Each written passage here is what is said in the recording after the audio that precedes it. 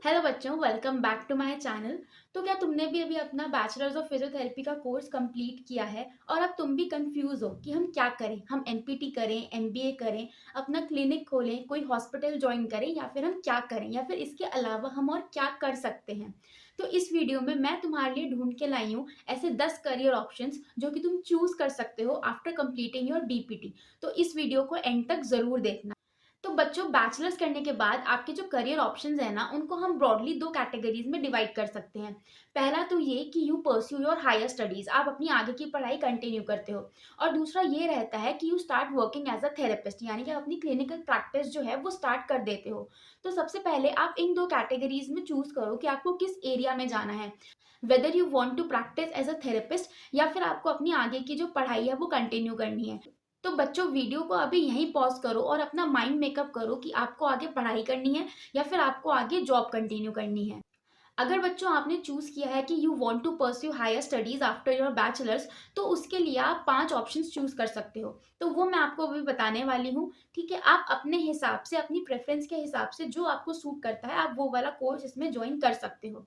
तो सबसे पहला कोर्स जो है बच्चों, वो है एमपीटी, यानी कि मास्टर्स ऑफ फिजियोथेरेपी। तो बच्चों, इस कोर्स की जो ड्यूरेशन रहती है वो है 2 साल।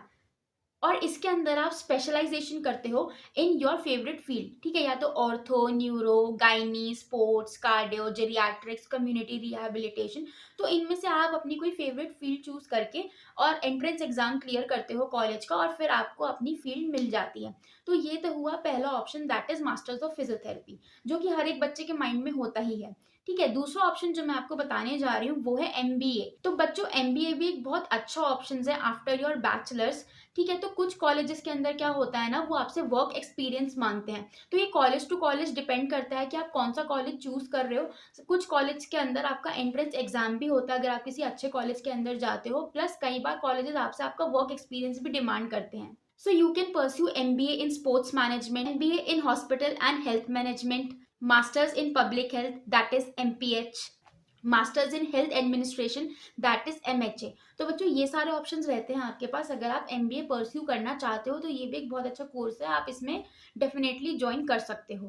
अब बच्चों, इसके अलावा आप क्या कर सकते हो? तो इसके अलावा आप स्पेशलाइज सर्टिफाइड कोर्सेज कर सकते हो आफ्टर डूइंग योर बैचलर्स। तो ये बच्चों कुछ स्पेशलाइज्ड कोर्सेज होते हैं जो आप अटेंड करते हो आफ्टर योर बैचलर्स। मतलब इन कोर्सेज का ना मिनिमम एलिजिबिलिटी रहता है कि आपकी जो बैचलर्स है वो कंप्लीट हो जानी चाहिए। और ये कोर्सेज ना काफी अलग रहते हैं उन कोर्सेज से जो कि आपको इंस्टाग्राम और व्हाट्सएप ग्रुप में देखने को मिलते हैं कि इसका वेबिनार अटेंड कर लो, उसका वेबिनार अटेंड कर लो।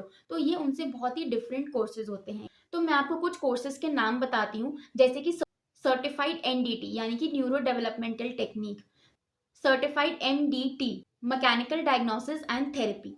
उसके अलावा सीएससीएस, यानी कि certified strength and conditioning specialist, और PRPC, pelvic rehabilitation and practitioner certificate. तो ये कुछ कोर्सेज के मैंने आपको नाम बताए हैं जो कि आप कर सकते हो। इसके अलावा भी बहुत सारे ऑप्शंस होते हैं कोर्सेज के जो आप कर सकते हो। मैंने यहाँ पे आपको कुछ ही कोर्सेज के नाम बताए हैं। मैं आपको यही सजेस्ट करूंगी कि ये जो कोर्सेज होते हैं ना, ये आप किसी इंटरनेशनली या नेशनली रिकॉग्नाइज्ड इंस्टीट्यूट से ही करो।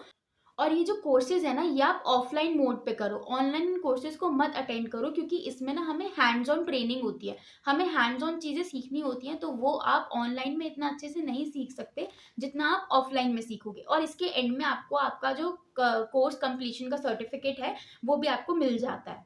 तो जैसे जैसे आपको इस चीज का एक्सपीरियंस होता जाएगा और आप अपनी नीश में बहुत परफेक्ट होते जाओगे ना, तो आप भी फिर ये कोर्स कंडक्ट कर सकते हो, यानी कि आप भी दूसरे बच्चों को ये कोर्सेज सिखा सकते हो और आप अच्छा खासा पेमेंट ले सकते हो। नेक्स्ट ऑप्शन है बच्चों पीएचडी का।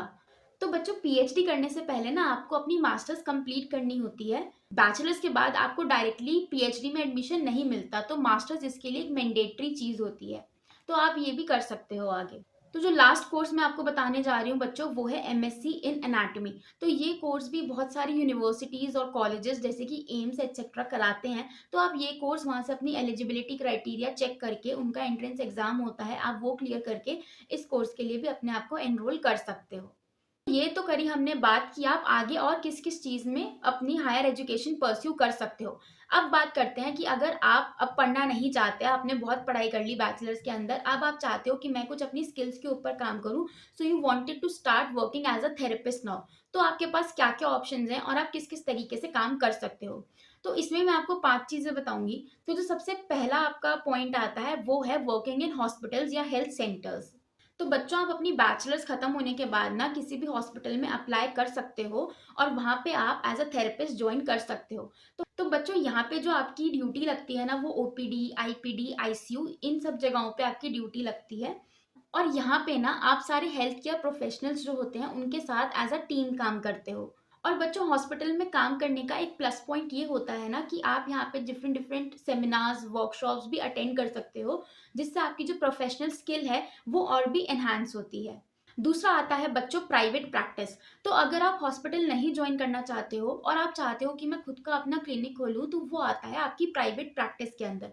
अब क्लिनिक भी बच्चों आप दो तरीके से खोल सकते हो। या तो आप इंडिपेंडेंटली कि आपने अपना सेटअप डाला है खुद का, ठीक है, या फिर आप किसी के साथ पार्टनरशिप में क्लिनिक खोल रहे हो। जैसे कि आपने अपनी किसी दोस्त के साथ ही या फिर किसी फेमिलियर इंडिविजुअल के साथ आपने पार्टनरशिप में क्लिनिक खोल लिया।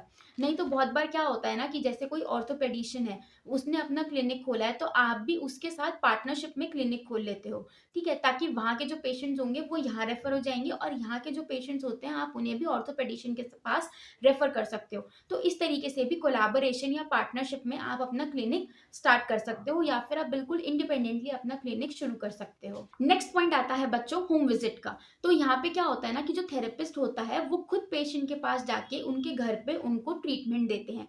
तो इनको हम कहते हैं होम विजिट्स। और इसमें बच्चों जो थेरेपिस्ट होता है ना उसको एक बहुत अच्छा पे मिलता है, मतलब minimum to minimum 500 rupees per hour per day के हिसाब से थेरेपिस्ट चार्ज करते हैं।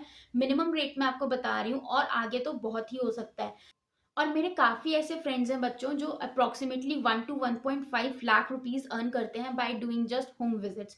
तो इसमें बच्चों आपको पे तो अच्छा मिलता ही है, प्लस आपके लिए ना जो आपका शेड्यूल है वो भी बहुत फ्लेक्सिबल रहता है और आपकी जो क्लिनिकल स्किल्स हैं वो भी इम्प्रूव हो रही होती हैं।